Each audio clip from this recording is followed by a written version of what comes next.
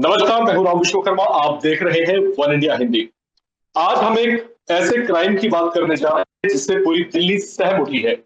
दिल्ली का शाहबाद इलाका, जहां पर एक 16 साल की मासूम बच्ची जिसका नाम साक्षी था, उसे एक शख्स ने चाकुओं से तब तक गोदा। और आप शायद ये बात सुन करके थोड़ा हैरत में पड़ जाएंगे, आप थोड़ा चौंक जाएंगे, थोड़ा सन्न हो जाएंगे। उसको 30 से 32 बार चाकुओं से तब तक गोदा गया जब तक उस लड़की ने अपने प्राण नहीं छोड़ दिए। लेकिन इसके बाद क्या होता है वो अगर आप सुनेंगे तो आपकी रूह कांप जाएगी। इसके बाद पल भर बाद वो लड़का थोड़ा सा हटता है वहां से, एक भारी भरकम पत्थर लेकर के आता है और उस लड़की की डेड बॉडी पर तब तक पटकता रहता है जब तक उसका मन नहीं भर जाता। आखिर ये क्या है, ये किस तरह की वहशियत है? इन्हीं तमाम मुद्दों पर आज हम बात करने वाले हैं। हमारे साथ जाने माने साइकोलॉजिस्ट हैं, राकिब अली उनका नाम है। स्वागत है सर आपका वन इंडिया हिंदी पर। जी नमस्कार। देखिए, ये जो वारदात हुई है पूरी साथियों, इसके बारे में आप लोगों ने कहीं ना कहीं से सब कुछ पढ़ा होगा, देखा होगा, समझा होगा। आज हम इसके डिफरेंट डायमेंशन पर बात करने वाले हैं, डिफरेंट एस्पेक्ट पर बात करने वाले हैं कि आखिर ये क्या है, आखिर ऐसा क्यों। और जिस लड़के ने, जिसका नाम साहिल बताया जा रहा है, उसने उस बच्ची को इतनी निर्ममता से, इतनी नृशंस हत्या उसने कैसे कर दी, उसके अंदर ये हिम्मत कैसे आई, या ये पागलपन, ये फितूर उसके दिमाग पर कैसे सवार हुआ। इन तमाम विषयों पर, इन तमाम पहलुओं पर हम बात करेंगे डॉक्टर साहब से। सर, सबसे पहला सवाल आपसे मेरा यही है, आखिर ये सिर्फ हत्या नहीं कह सकते इसको, ये जो वहशीपना था, आखिर उसके दिमाग में, जो हत्यारा लड़का है साहिल, उसके दिमाग में उस समय क्या कुछ चल रहा होगा कि उसने इस जघन्य वारदात को इस तरीके से, इतनी निर्ममता से वारदात को अंजाम दिया। जी विश्वकर्मा जी, ये तो कहना बहुत मुश्किल है कि एग्जैक्ट बिल्कुल उसके दिमाग में क्या चल रहा होगा।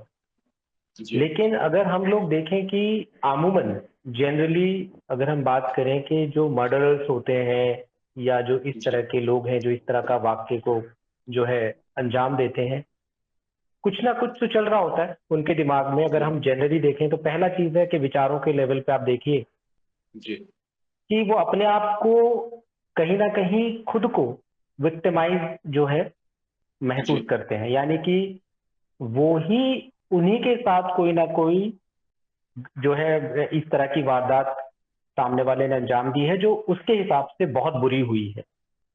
यानी कि जो विचार है वो ये कि मैं, मेरे साथ गलत हुआ है, पहला। दूसरा चीज, दूसरा ये कि ये मेरे ऊपर एक जो है, दूसरा जो विचार है कि मेरे ऊपर ये एक तरह का किसी ने एक ऐसा चीज मेरे साथ किया है कि मुझे इसका बदला जो है वो लेना पड़ेगा कहीं ना कहीं। तीसरा ये कि दिमाग में कहीं ना जो भावनाएं हैं वो हमारे विचारों से आगे बढ़ चुकी है। जो गुस्सा जो है इसके अंदर और बदला लेने की भावना या अपना एग्रेशन या क्रोध को जताने का जो तरीका है वो कहीं ना कहीं अब हमारे जो नॉर्मल विचारों हैं उनको वो उसके ऊपर जा चुकी है ये चीज। अगर हम लोग देखें कि और क्या एग्जैक्टली क्या इनके दिमाग में चल रहा होगा तो वो ये खुद बताएंगे, कभी जब ये अपना बयान वगैरह देंगे तो ये खुद बताएंगे।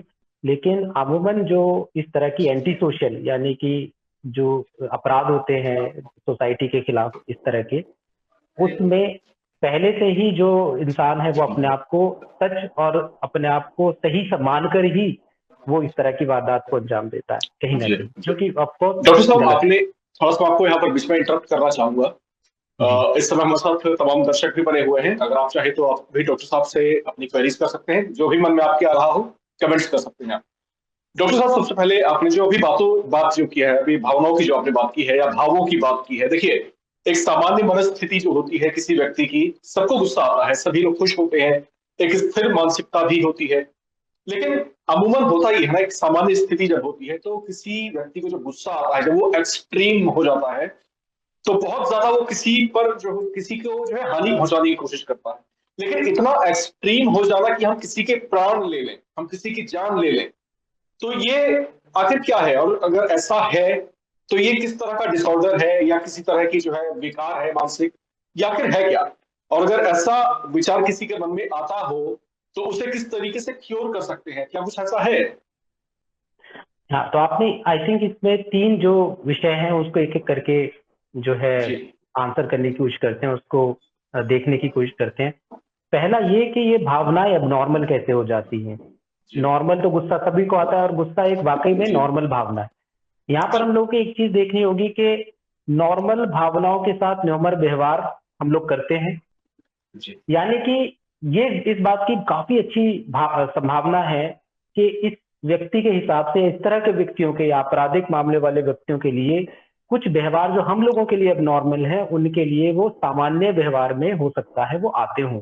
जैसे हम लोग अगर गुस्से में हैं तो हम चीखने को हो सकता है कि या किसी को गुस्से में कुछ अपशब्द बोलने को हो सकता है कि हम सामान्य व्यवहार माने या उनसे बात ना करना सामान्य व्यवहार माने, क्योंकि हमने जी वही देखा है, वही जाना है और हमारी भावनाएं उसी का जो है एक तरह से संकलन कर पाती हैं, उसको जो है प्रोसेस कर पाती हैं। लेकिन यहाँ पर उसके दिमाग ने काफ़ी बड़ी एक्सट्रीम चीज़ को सामान्य तौर पर मानने का सोच लिया। जैसे कि किसी अगर गुस्सा आए तो किसी को मार देना चाहिए, ये हो सकता है ये विचार ही उसके लिए सामान्य हो गया हो, इसलिए असामान्य घटना को उसने वाद वाद जो है घटित कर दिया। दूसरा चीज़ ये कि आपका क्वेश्चन था कि क्या ये साइकोलॉजिकल डिसऑर्डर या कि मानसिक कोई स्थिति है जिसकी वजह से लोग ऐसा कर जी देते हैं? देखिए, हर चीज मानसिक है, अगर देखा जाए तो सामान्य व्यवहार हो और असामान्य हो, सब जो है हमारे ब्रेन से ही उत्पन्न हो रहा है। और ये कहना भी है कि अगर इस इंसान के सारी चीज का आकलन किया जाए तो कुछ ना कुछ इसकी पर्सनालिटी में, शख्सियत में दिक्कत निकलने की संभावना बनी रहेगी। इसका मतलब ये नहीं है कि हम अपना इसके प्रति जो घृणा है वो कम कर दें, इस अपराध के प्रति अपना गुस्सा कम कर दें, इस बारे में मैं नहीं कह रहा हूँ। लेकिन कहीं ना कहीं कुछ ऐसी व्यक्तिगत जो पर्सनालिटी डिसऑर्डर इस तरह के होते हैं जिनमें ये करना उन लोगों के लिए थोड़ा आसान हो जाता है, जैसे कि एंटी सोशल पर्सनालिटी डिसऑर्डर। ये इस तरह की शख्सियत का विकार है जिसमें कि एक इंसान सोसाइटी के खिलाफ जाने में ज्यादा सोच समझ के काम नहीं लेता, उसके लिए अपराध करना अपनी एक राइट की तरह वो मानता है। वो सोचता है कि ये मैं कर सकता हूँ क्योंकि अगर ये मेरे पॉसिबल है, तो अगर ये मेरे बस की है तो मैं कर सकता हूँ। यानी कि जी समाज से उसका जो ताना बाना है वो जुड़ा नहीं हुआ है। ये हमने पहले भी कई मर्डर केसेस में देखा, दिल्ली वाली घटनाओं में जो पहले हुई थी जी जी दिसंबर में इनकी बात है, जब तो उसमें भी हम लोगों ने देखा था कि जब उनका इंटरव्यू लिया गया तो उनके हिसाब से वो ठीक थे। उन्होंने जो है जो भी अपराध किया उनके हिसाब से वो नेचुरल रिस्पॉन्स था उनका। जी जी तो लेकिन असल में ये एक पर्सनालिटी डिसऑर्डर हो सकता है जिसे एंटी सोशल कहते हैं। और इसकी जो खासियतें होती है यही कि बिना सोचे समझे कुछ करना, इम्पल्सिव होना। और ये अगर जब आप इन्हें नॉर्मली देखेंगे इस तरह की पर्सनालिटी डिसऑर्डर को, तो ये आपको ऐसे नहीं पता चल पाएगा कि इनमें कुछ अलग बात है, क्योंकि ये आमतौर जी पर जी इस तरीके आपने से। जैसे बात की अभी, जैसे हम अभी देख ही रहे थे कि जो दिल्ली के शाहबाद इलाके में जो साक्षी मर्डर केस जो है, इसके अंदर जो है जो मीडिया रिपोर्ट्स बता रही है जी 30 से 32 बार जो है स्टैबिंग की गई है, जो 30 से 32 बार चाकुओं से हमला किया गया। इससे पहले जो श्रद्धा मर्डर केस हुआ उसमें जो है उसकी बॉडी के 30 से 36 टुकड़े किए गए थे। जी हत्या कर देना और आवेश में आ जाना, अपना आपा खो देना, ये तो एक बार को समझ में आता है कि व्यक्ति ने अपना आपा खो दिया और इस तरह से एक एक्सट्रीम स्टेप उठा लिया। लेकिन किसी के बॉडी के टुकड़े टुकड़े कर देना, 30 से 32 बार स्टैबिंग कर देना, या फिर जो है डेड बॉडी पर बार बार पत्थर पटकते चले जाना, तो ये आप इसको किस कैटेगरी में रखते हैं? कि मुझे तो लगता आप है कि सामान्य देखिए, स्थिति हो सकती है। ये बिल्कुल सामान्य स्थिति नहीं है डेफिनेटली। और इसमें हम सिर्फ अगर ये देखेंगे कि मर्डर करना या जी किसी को मारना और मारने के तरीका, यानी कि हम लोग के लिए जो एक बहुत ही ज्यादा शॉक करने वाली जो चीज हो रही है इसमें, वो ये कि इंसान एक तो चलो मार सकता है, कहीं ना कहीं हम लोग इस चीज को भी देख रहे हैं कि कहीं मारना को हम नॉर्मल कह रहे हैं और मारने का तरीके को हम लोग एबनॉर्मल कह रहे हैं। मुझे लगता है कि किसी के प्रति भी एग्रेशन यानी कि किसी भी तरह का जो गुस्सा जताने का तरीका अगर वो असामाजिक है तो वो उतना ही घृणा और उतना ही कष्टदायक और उतना ही गलत है। तो हम लोग को ये देखना है कि हम जो ऐड कर रहे हैं, जो शौक हुए हैं, हमारा जो शौक एलिमेंट जी है वो ये कि कोई इंसान एक बार नहीं, दो बार नहीं, मरने के बाद नहीं, मरने के बाद भी मारे जा रहा है और रुकने का नाम नहीं ले रहा है। तो आप इसमें सोच सकते हैं कि कौन नहीं रुकेगा। यूजुअली जब आप देखेंगे कि कोई पॉलिटिकल मर्डर होता है या इस तरीके का, तो एक चीज आप देखेंगे व्यवहार में मारने वाली की, कि वो मार देगा और वहां से भागने की कोशिश करेगा। उसके दिमाग में ये है कि बच भी जाए। यहाँ पर जी बचने की फिक्र नहीं है उसको। यहाँ पर वो सिर्फ अपना जो एक मकसद है वो ये कि जो उसमें कि जितना ज्यादा दुख पहुंचा सके, जितना ज्यादा दर्द पहुंचा सके। और ऐसा प्रतीत हो रहा था कहीं ना कहीं, मैं वीडियो देख रहा था उसमें, कि उसको ऐसा करने में थोड़ा सा मजे से आने लगे। जैसे हम तो सोच रहे हैं कि ये जो है गुस्से वाली बात है, लेकिन ऐसा जी लगा थोड़ी देर बाद देखने पर कि कहीं ये इसको करते समय एक सुकून सा महसूस तो नहीं हो रहा है। और ये मर्डर्स में, खासकर एंटी सोशल मर्डर केसेस में या फिर सीरियल किलर्स में, हम लोगों को इस तरह की बात देखने को मिलती है कि वो करते समय सुकून पाते हैं। करते समय जी उनकी जो मनोवस्था है वो उस चीज से घृणा या डर नहीं होता है उनके अंदर उस समय पर, बल्कि उन्हें ऐसा लगने लगता है कि ये जो अब मुझे चैन मिला है करके। और इसी तरह की बॉडी लैंग्वेज जो है इस तरह के मर्डर्स में हमें देखने को मिल रही थी। जी। सर एक चीज और मैं आपसे यहाँ पर जानना चाहता हूँ। सोसाइटी में हम सभी लोग रहते हैं, सभी लोग जी मिक्स होकर के रहते हैं, हर तरह की मानसिकता के लोग हैं। अगर हम अगर मैं आपसे सवाल ये करता हूँ कि अगर मैं अपने आप को, अपने बच्चों को या अपने फैमिली को जो है इस तरह के जी जो लोग हैं या इस तरह के जो मानसिक विकार वाले लोग हैं, अगर मैं उनसे सिक्योर करना चाहूँ, तो क्या कोई जी। ऐसा भी तरीका है कि उनको पहचाना जा सके या उनके किसी व्यवहार को जो है रीड किया जा सके? कुछ ऐसा है क्या सर? हमारे दर्शकों को बताएं। देखिए, मैंने एक चीज नोटिस करी कि जहां पर भी ऐसा हुआ, इस तरह की वारदात हुई, और मैं विक्टिम पे ब्लेम नहीं कर रहा हूँ इस तरह की बात कहकर, लेकिन एक चीज जो आपने भी नोटिस करी होगी, अमूमन लोग नोटिस करते हैं कि हमारा जो अंदर से ना एक एक इंस्टिंक्ट होता है कि हम कहाँ सेफ हैं और कहाँ सेफ नहीं है। हमारा जिसको बोलते हैं गट ब्रेन, हमारे एक अजीब सी सेंसेशन होती है जब हमें लगता है कि हम सेफ नहीं है। कई स्टडीज में ये पाया गया कि उस गट फीलिंग को इग्नोर किया गया, चाहे वो हमला होने वाली वारदातें हो, मर्डर वाली वारदातें हो। आपने देखा था कि जो हाईवे वाला कांड था उसमें स्कूटी खड़ी करके उन्होंने ट्रक वाले से जब हेल्प ली, तो उस समय पर उन्होंने फोन पर बताया कि उन्हें अजीब महसूस हो रहा है। जी उन्हें उस अजीब महसूस होने पर तवज्जो नहीं दी। तो पहला चीज तो ये कि हम अपने इंस्टिंक्ट पर जो है थोड़ा सा अगर ज्यादा विश्वास करना सीखें, जहां जी पर कि हमें अनसेफ महसूस हो रहा है।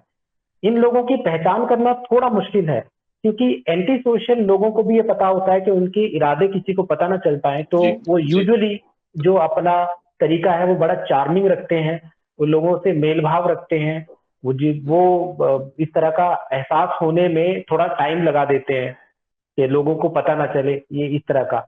लेकिन फिर भी एक छोटी सी रिसर्च के माध्यम से एक जो फीचर सामने आया है कि बहुत देर तक घूरने वाला व्यवहार हमें इस चीज की संभावना को बढ़ा देता है कि सामने वाला इंसान जो है वो खतरनाक हो सकता है। लेकिन जी ये एक ओवरऑल जो बात है ना, वो ये कि हम अपने इंस्टिंक्ट पर वापस थोड़ा सा भरोसा करें। कई बार ये पॉलिटिकली इनकरेक्ट हो जाता है ये कहना कि नहीं, क्या हम सेफ जगह रह रहे हैं।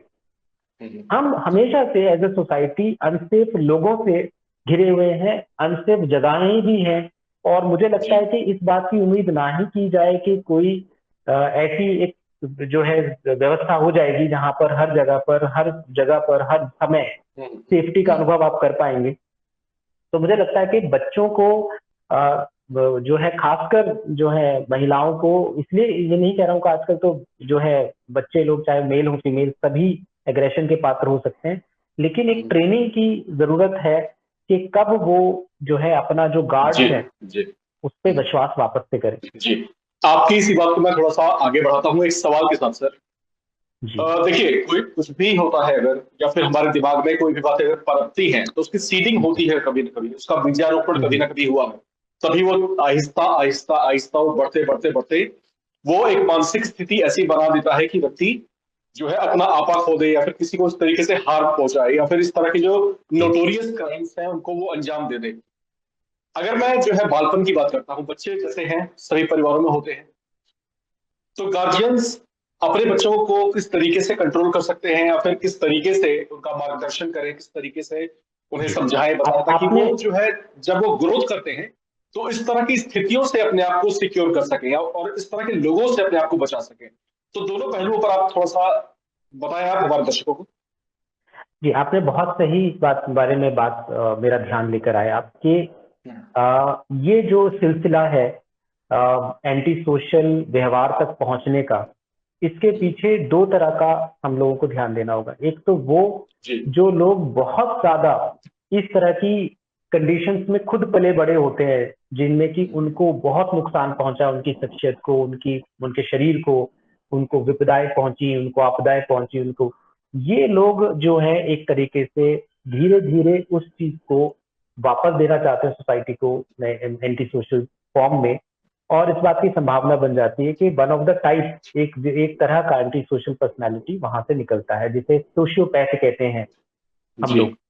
दूसरा जो होता है वो ये कि ऐसी कोई हिस्ट्री नहीं रही होती है, वे ये नॉर्मल जिंदगी से गुजर रहे होते हैं और सब कुछ ठीक ठाक चल रहा होता है, लेकिन कुछ शुरुआती लक्षण होते हैं जो बचपन से ही होते हैं। जैसे एक बच्चा हमारे पास आया और उसने जो है हमने देखा कि वो जो पपीज होते हैं उनको इतनी बुरी बुरी तरीके से नुकसान पहुंचाना पसंद करता था। इसमें शुरुआती लक्षणों को पहचानना बहुत जरूरी है। दूसरों को नुकसान पहुंचता है, जैसे एक छोटा बच्चा है तो उसे बड़े को तो मर्डर तो नहीं कर पाएगा, लेकिन वो ऐसी चीजों पे अपना जो है प्रभुत्व दिखाकर, उनके ऊपर अपना जो है अथॉरिटी दिखाकर उन्हें नुकसान पहुंचाकर खुश होने वाली जो एक मानसिकता होती है, उसके लक्षण हमें देखने को मिलते हैं।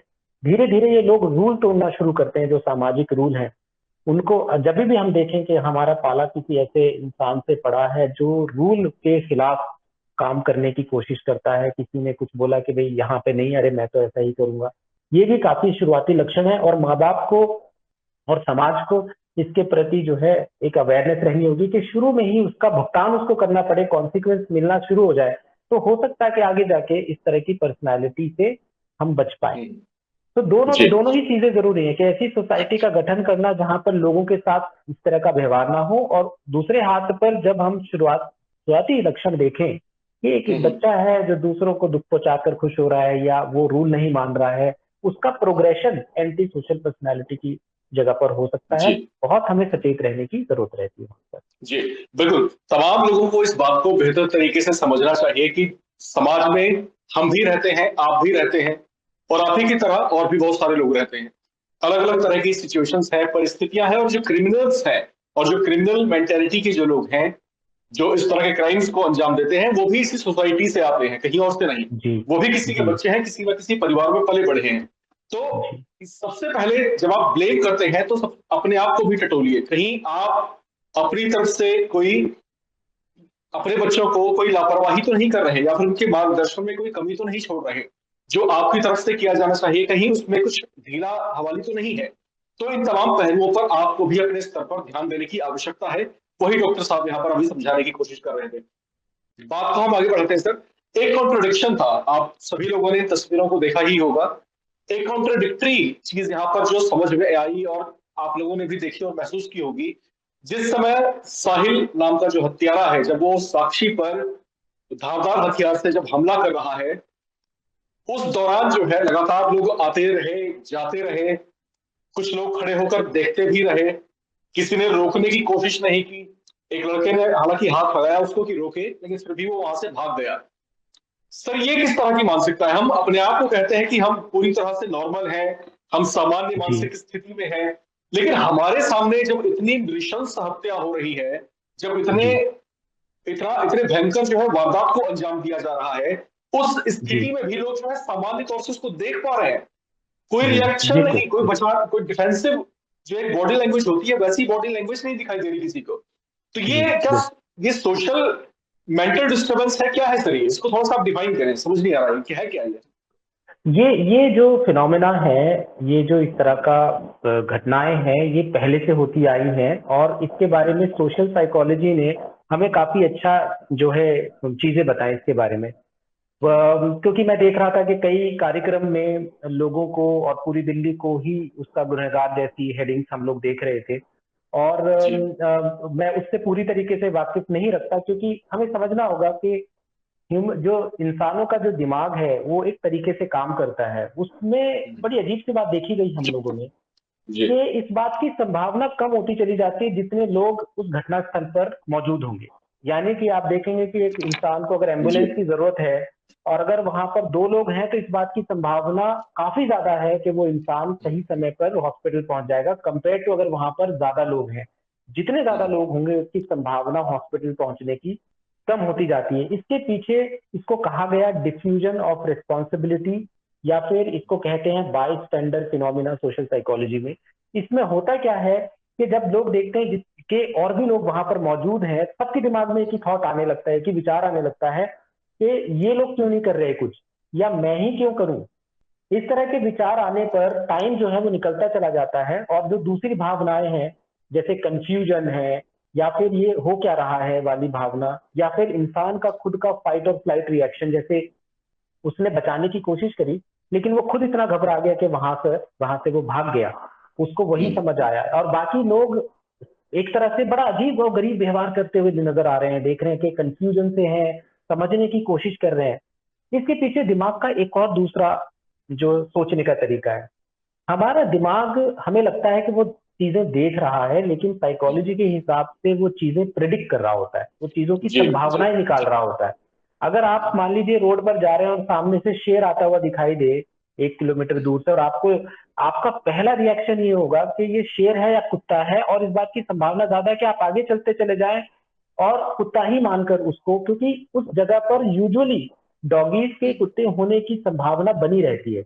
इसी तरीके से लोग बहुत ज्यादा जो है शॉक में, डिसबिलीफ में और कंफ्यूजन में चले जाते हैं कि आमतौर पर ऐसी जगह पे झगड़े बहुत ज्यादा हैं, झगड़े होने की संभावना बहुत ज्यादा रहती है, लेकिन आमतौर पर मर्डर होने की जो संभावना है, और ये सब दिमाग कर रहा होता है। देखिए हम लोग जी ट्रेन जी लोग नहीं है, पुलिस के दिमाग में, सीआईडी के दिमाग में, सीबीआई के दिमाग में संभावनाओं को ट्रेन किया गया है, इसीलिए उनका उल्टा दिमाग काम करता है। आप देखेंगे कि उल्टा in the sense, not to उनको कोई ऐसे डिफेम या कुछ ऐसे कहने की कोशिश नहीं, बल्कि उनका दिमाग ट्रेंड दिमाग के हिसाब से करता है कि कुछ संभावनाएं जो और लोग नहीं देख सकते, वो लोग अपने सामने उन संभावनाओं को घटित होते देख सकते हैं। वो उन चीजों पे पॉइंट आउट कर सकते हैं कि एक इंसान सर्दी में एक काले रंग का कैप के साथ साथ अंदर एक और चीज पहन रखा है, वो क्या है। हम लोग सोचते हैं कि ये तो संभावित है कि सर्दियों में जो है कैप पहना ही जाएगा, बड़ा सा हैट पहना ही जाएगा, लेकिन पुलिस वालों का दिमाग इस तरीके से, या और लोग जो इस एजेंसीज में हैं उनका दिमाग जी अलग तरीके से। तो मेरा ये मानना है कि हमें उनके लिए थोड़ा सा इस तरीके से देखना होगा कि ये उनके ऊपर ब्लेम नहीं है, बल्कि हमारे जो सोसाइटी में जो ट्रेनिंग की कमी दी गई है कि लोगों को, हम आप देखिए ना, ये सिर्फ तो मर्डर हो रहा है। अगर आप देखें कि मैं तो कई बार देखा मेट्रो पे लोगों को जो है सीजर अटैक आते हुए, या फिर कोई जी और चीज होते हुए, और लोग घबरा जाते, पीछे हट जाते हैं, कोई भी कुछ नहीं कर पाता, क्योंकि हमारे यहाँ पर अमूमन कोई भी इस तरह की ट्रेनिंग ज्यादातर सभी लोगों के पास नहीं होती कि बिल्कुल सिचुएशन में किया क्या जाए।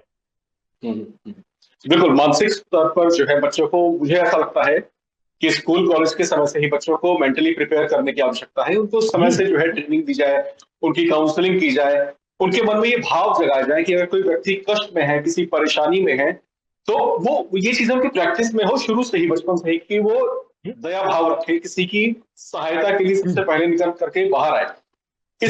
इन बातों की रिस्पॉन्सिबिलिटी किनकी है? हम व्यक्तिगत तौर से हम लोगों की है, आप सभी लोगों जी की है, अपने बच्चों के प्रति है, जो टीचर्स हैं उनकी उनकी जो है अपने स्टूडेंट्स के प्रति है। सबको अपनी जिम्मेदारियां समझनी होंगी।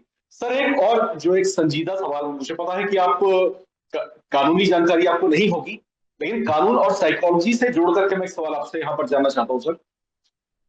देखिए जैसा कि आपने बताया भी यहाँ पर कि जो हीनियस क्राइम्स को, या फिर जो नोटोरियस क्राइम्स को जो अंजाम दिया करते हैं, वो अपने आप को जस्टिफाई करते हैं कि भाई ऐसा था मेरे साथ तो मैंने ऐसा किया, तो मैं ठीक था अपनी जगह पर। श्रद्धा केस में हमने देखा, जो हत्यारा था, श्रद्धा के 36 टुकड़े करने के बाद वो खुद को जस्टिफाई कर रहा है कि हाँ ठीक है, मैं अपनी जगह ठीक था, वो गिल्टी फील नहीं कर पा रहा। तो कानून के अंदर जो है ऐसे सख्त प्रावधान किए गए हैं कि ऐसे लोगों को जो है दंडात्मक प्रावधान है, कड़े दंडात्मक प्रावधान है, लंबी लंबी सजाएं होती है, कई कई साल तक जेलों में रहते हैं। क्या ऐसा मान लिया जाए सर, अगर कोई व्यक्ति मानसिक स्तर पर इस अवस्था में है जिसको महसूस नहीं हो रहा कि उसने क्या किया, उसको अब 20 साल 30 साल जेल में बंद करने के बाद क्या ऐसा एक्सपेक्ट करना ठीक है कि वो व्यक्ति सुधर गया होगा? और अगर नहीं, तो फिर ये कानून किस काम के? इन दोनों ही बातों पर आप प्रकाश डालें और हमारे दर्शक आपको जरूर सुनना चाहेंगे इस बात पर। जी, आई थिंक ये मुझे ध्यान है कि ये जो एक फिलोसफिकल मैटर है, जो कि हमने इंग्लिश के पाठ्यक्रम में भी कहानियां पढ़ी थी इस तरह की कि किस तरह की सजा दी जाए जो कि उसके लिए बिल्कुल एप्ट हो, जो उसके वो बिल्कुल फिट हो जाए। उससे ज्यादा आई थिंक ये क्वेश्चन ये है कि क्या as a society, as a समाज, हम अपने आप को प्रोटेक्ट रखने का, अपने आप को जो है सेफ रखने का हक है कि नहीं। उस लिहाज से इन जो इस तरह की घटनाएं को वारदात देते हैं, चाहे वो किसी भी तरह की परसेंटेज हो, उसमें वो लोग हों जो वाकई में क्राइम करके उन्हें उनका व्यवसाय की तरह करते हैं, जो क्राइम गलती से कर देते हैं, जो क्राइम किसी साइकोलॉजिकल डिसऑर्डर के अंदर में करते हैं, या किसी शख्सियत के तौर पर करते हैं, समाज के सतावे होने की वजह से करते हैं, चाहे वो कोई भी हो। हमारा ये हक है एज ए समाज के, हम अपने आप को सेफ रखें, तो वो जेल के पीछे या जेल के प्रावधानों के में तो होने ही चाहिए। अब अगर कोई मेरे से पूछे कि भाई क्या एक ऐसी टैबलेट बन जाए जो इनको ठीक कर दे, तो क्या इन्हें हक मिलना चाहिए उस टैबलेट का? तो बिल्कुल, अगर कल को कोई ऐसी न्यूरोसाइकोलॉजिकल टेक्निक आती है, कोई ऐसी दवाई आती है, कोई न्यूरोलिंक जैसे हम देख रहे हैं आजकल टेक्निक आई है, अगर वो आती है तो क्यों नहीं, इन्हें भी उस चीज का फायदा मिलना चाहिए। अब बात आती है कि क्या एक सजा के बाद इनके सुधरने की संभावना पर हमें गौर करना चाहिए, वापस आकर इस तरह की वारदात को अंजाम तो न दें। तो मेरा ये कहना हमेशा रहता है कि इन लोगों का साइकोलॉजिकल प्रोफाइल जो है पूरे समय होता रहना चाहिए। सिर्फ इनके अच्छे व्यवहार के तौर पर इनको छोड़ने का प्रावधान की बजाय, मुझे कानून की जानकारी नहीं है, वो सोचते हुए मैं कह रहा हूँ कि टाइम टू टाइम इनका, और मुझे लगता है कि होता भी है, जहां तक मेरी जो छोटा मोटा एक्सपीरियंस रहा है इन चीजों में, वो ये कि साइकोलॉजिकल प्रोफाइलिंग, यानी कि उनकी मनोअवस्था का बार बार जांच के वो कुछ चीज छुपा ना पाए सिर्फ बाहर निकलने के लिए, ये बहुत जरूरी है।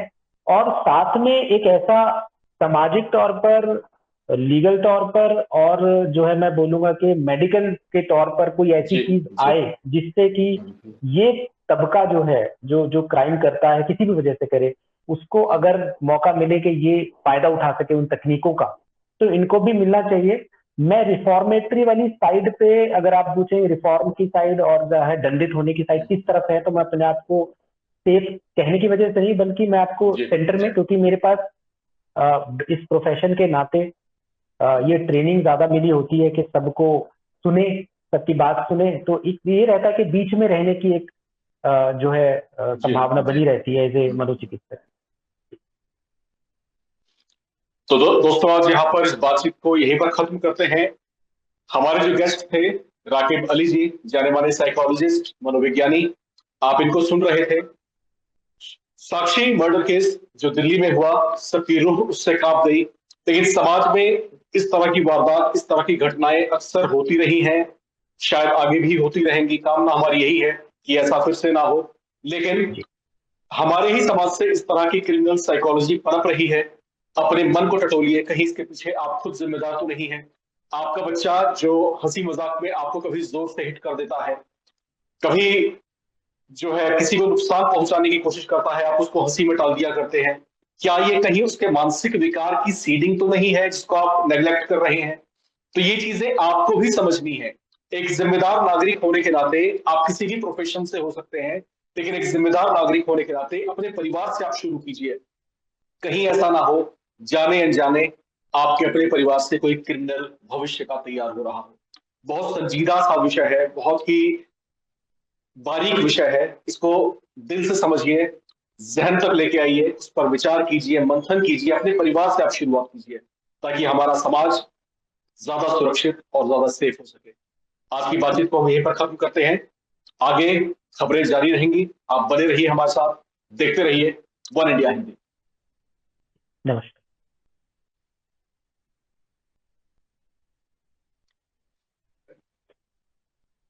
Thank you sir, thank you so much, thank you.